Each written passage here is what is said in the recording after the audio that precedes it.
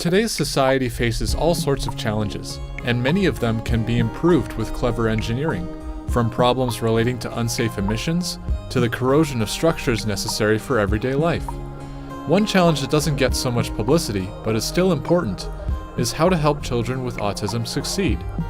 It's counterintuitive that engineering could help with something like this, but studies have shown that human-like robots can help trigger social responses out of young children with autism better than human therapists.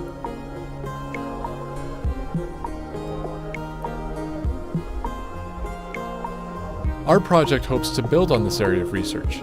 We wanted to build a 3-fingered hand that would be part of a robot torso, and a robot arm so that they could eventually interact with children with autism.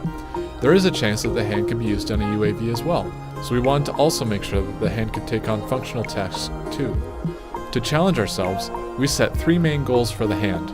1, that it could handle a 5-kilogram object.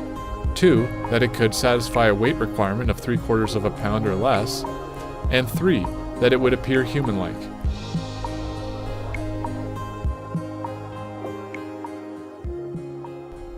We designed the hand so that, like a human hand, there would be 3 joints for the pointer and middle fingers and 2 joints for the thumb.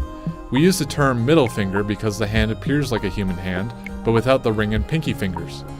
On the current prototype, the fingers, thumb, and motors are attached to a main centerpiece of Delrin plastic, around which a casing acts as a guard for the motors, as a surface for the hand to grasp objects against, and to add a more human-like appearance. Finally, there is a female dovetail attachment so that the hand can connect to a robot arm. All of the parts, except for the centerpiece and a few key parts of the finger and thumb, were 3D printed with ABS plastic.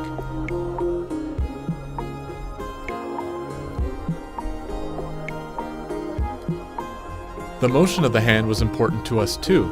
We designed the hand so that the pointer finger and thumb pinch together, while the middle finger is free to curl on its own. We decided to go with this design, as opposed to, say, the pointer and middle fingers pinching against the thumb, since we thought it could offer more variability in grasp types. The fingers and the thumb rotate by linkage mechanisms, with each finger and thumb having their own servo motor to provide the necessary torque to collectively manipulate a 5-kilogram object. The thought of this hand being used to help children with autism or being used on a UAV is very exciting. We accomplished our main goals and are glad to have made a working prototype. We thank Dr. Ramirez Serrano and the University of Calgary for the opportunity to work on this exciting project through the Capstone program.